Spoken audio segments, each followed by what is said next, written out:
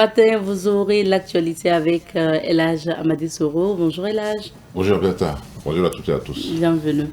Alors, nous découvrons les titres de l'actualité d'abord. Tout à fait. Et nous commençons par les journaux, les quotidiens. À la une du quotidien, procès Yeyake Kami, l'ex-ministre Laure Zongo rejette les accusations, zone d'ombre sur 115 millions de francs CFA de carburant. Étalon du Burkina, le franco-comorien Amir Abdou nommé sélectionneur.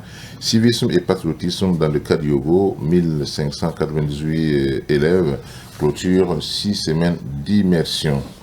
Le voyageur de Guéna, Rodoko, une trentaine d'individus interpellés pour vente et consommation de stupéfiants. Viol de deux mineurs au Burkina, un ancien employé de l'ambassade américaine condamné à la prison à vie. Mali Bonkana Maïga, légende de la musique malienne et africaine, s'est éteint. CCVA, un nouveau certificat de visite technique de couleur verte en circulation dès le 2 mars 2026. Après le journal Le Quotidien, place au journal L'Express du Faso, édité à Bobo Dioulasso. À la une de l'Express du Faso, lutte contre la fraude. Plus de 132 millions de francs CFA de marchandises donc frauduleuses saisies à Bobo et à Cooper. Sélectionneur des étalons, Amir Abdou arrive et laissez-lui carte blanche. Autant le dire, mort de l'Ayatollah Ali Khamenei, Trump crée un nouveau désordre. Encadrement civique et patriotique, plus de 1500 élèves formés. Police municipale de Ouaga, inauguration du tout premier commissariat d'arrondissement. SNC Bobo 2026, jour J-54. Poursuivons notre randonnée avec la presse burkinabé, cette fois-ci avec le journal Le Quotidien, ou du moins c'est Le Pays. À la une donc du Pays, procès de l'ex-ministre chargé de la solidarité nationale, les 115 millions de francs CFA de carburant à problème. Plateforme Burkina en marche, un vecteur de restitution de la réalité selon le ministre de la Communication. Vente spéciale de produits de grande consommation. La société Faso-Yar dresse un bilan satisfaisant. Confidence du week-end insécurité à Rodoko. Une trentaine d'individus interpellés. Mobilisation des recettes budgétaires des lauriers pour le ministère de la Justice. Encadrement des étalons. Amir Abdou, nouvel entraîneur. Le parcours du successeur de Brahma Traoré. Terminons avec le journal L'Observateur par exemple. À la une de l'Obs, frappe américano-israélienne contre l'Iran, fureur épique, folie furieuse.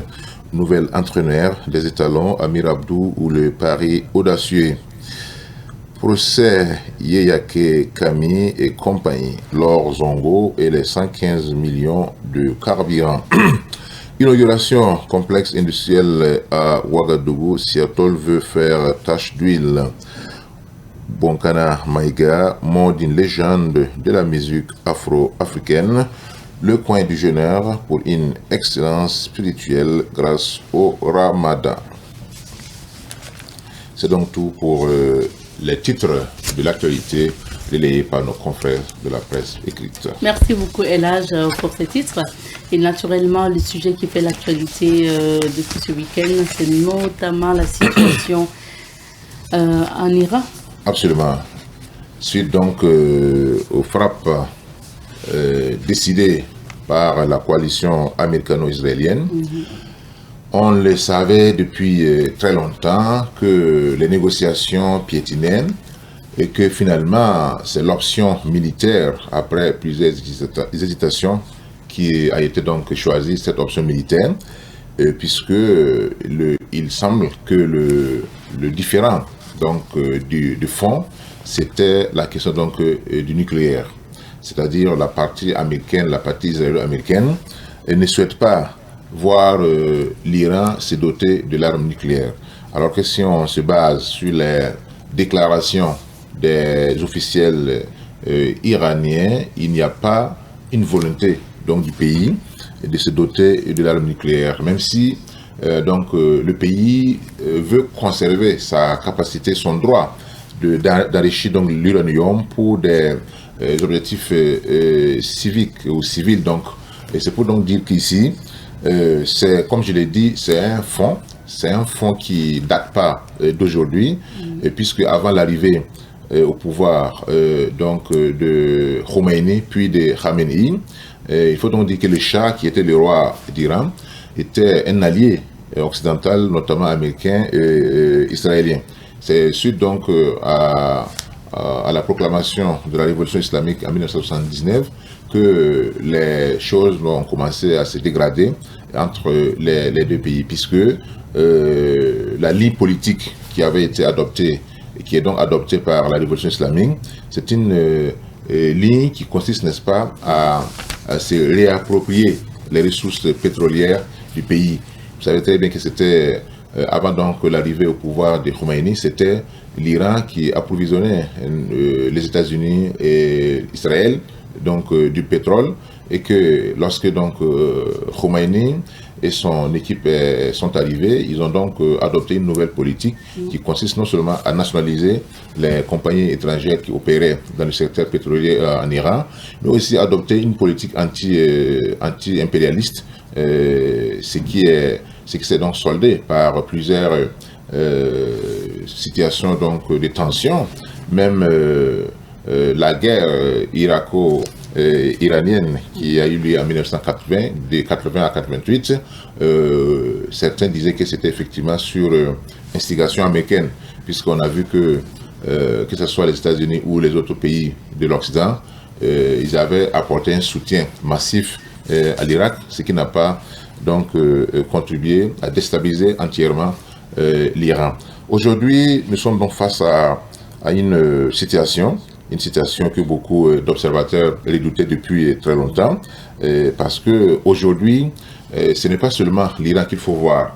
Il faut voir qu'au-delà de l'Iran, il y a les alliés de l'Iran, qui sont notamment la Russie et la Chine. La Chine d'ailleurs qui avait donc des contrats pétroliers avec à la fois le Venezuela et aussi avec l'Iran. Donc il faut tout faire pour effectivement couper ces liens commerciaux entre la Chine et l'Iran, mais aussi travailler à ce qu'il n'y ait pas une entité étatique assez forte dans la région pour pouvoir concurrencer Israël, qui est considéré comme le bébé chouchou donc du monde occidental, notamment les États-Unis.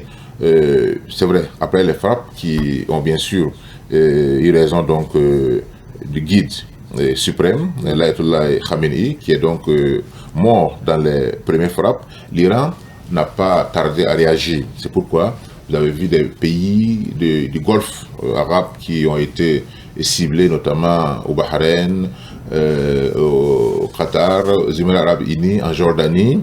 Et donc tous ces pays qui abritent des bases américaines ont été ciblés par l'armée iranienne. Et les attaques donc se poursuivent même au sein même d'Israël. Il y a eu donc des frappes de riposte de l'Iran suite à ces attaques-là, qui ont, comme je l'ai dit, eu raison, qui ont coûté la vie au guide suprême, mais aussi à d'autres autorités militaires et civiles donc, de la République islamique d'Iran. C'est pas facile. Et aujourd'hui, l'inquiétude de beaucoup de personnes, est-ce qu'il n'y aura pas de répercussions, notamment sur nos pays africains? Est-ce qu'on est en train d'aller à une troisième guerre mondiale? Depuis hier, il y a ces questionnements-là aussi. Absolument. Les gens donc ont bien sûr raison de se poser des questions. Et déjà, les effets commencent à se faire sentir parce que le détroit d'Ormuz, duquel transite 20% du pétrole du monde, a été fermé par l'Iran.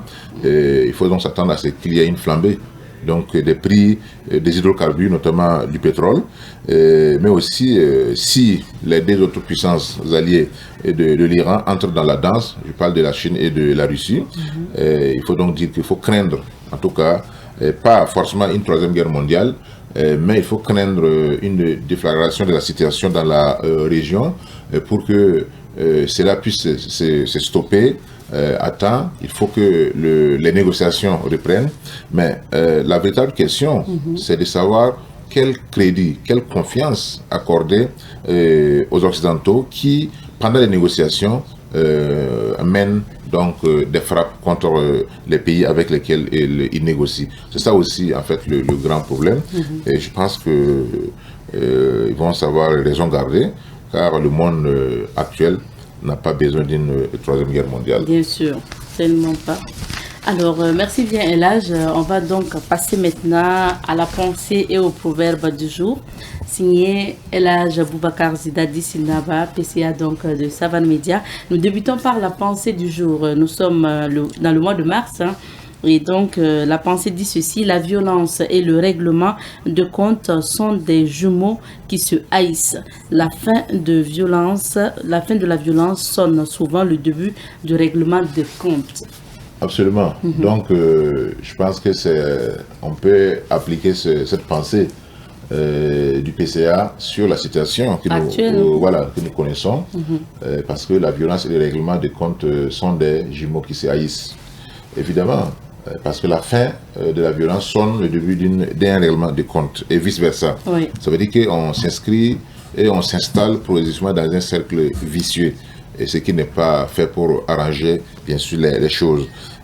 Ici, il faut faire entendre donc la voix de la sagesse, de tout faire, parce que, comme l'a dit le PCA, si vous exercez une violence sur un individu et que cette personne également essaie de riposter, alors cela va vous entraîner dans un engrenage. Donc c'est pour éviter effectivement cet engrenage de violence qu'il faut faire intervenir, n'est-ce pas, le pardon, il faut faire intervenir, n'est-ce pas, la paix, qui peut être profitable à toutes les parties. Parce que vous pouvez dire que vous êtes assez fort, vous avez tous les moyens militaires, économiques, technologiques à votre portée, et vous pensez que cela peut vous donc mettre à l'abri d'une riposte, alors que l'autre partie aussi, l'autre adversaire, même s'il est plus faible, peut vous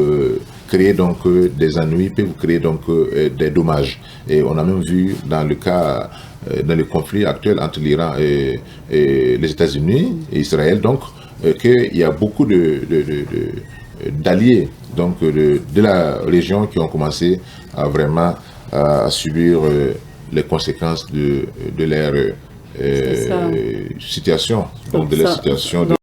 D'où le règlement de compte, voilà, qui ne finit jamais.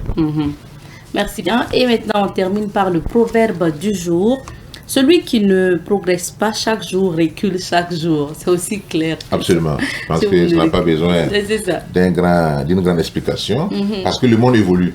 Oui. Et si toi, tu n'évolues pas avec le monde, ça veut dire que tu restes à ta place pendant que les autres avancent. Donc celui qui tu recules même. Et tu recules. Oui, tu es là, les autres avancent. Voilà. Pourquoi tu recules? Parce que le monde avance. Voilà, qui n'avance pas recule. C'est ça. Voilà, donc c'est un proverbe qui est assez très clair, qui n'a pas donc besoin d'une grande explication. C'est tout à fait lisible et compréhensible. C'est aussi un appel à ce que tout homme, toute femme doit tout faire pour ne pas rester statique, pour tout faire pour effectivement évoluer. Comme a dit quelqu'un, si tu ne peux pas courir, il faut marcher. Si tu ne peux pas marcher, il faut ramper. Au moins pour voilà. bouger. Au moins pour bouger, quoi. Ne pas rester effectivement donc, dans sa position initiale. Okay. Car si tu le fais, non seulement tu n'avances pas, mais aussi tu recules. C'est très bien dit. Merci beaucoup. En tout cas, dans ce cas, que chacun puisse se perfectionner au quotidien et aller de l'avant. Merci bien, Elhadj. Merci à vous.